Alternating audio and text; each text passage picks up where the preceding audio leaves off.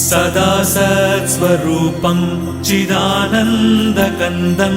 जगत्सम्भवस्थानसंहारहेतुं स्वभक्तेच्छया मानुषं दर्शयन्तम् नमामीश्वरं सद्गुरुं साईनाथं नमामीश्वरं सद्गुरुं साईनाथम् भवद्वान्तविध्वंसमार्ताण्डमीड्यं मनोवागतीतं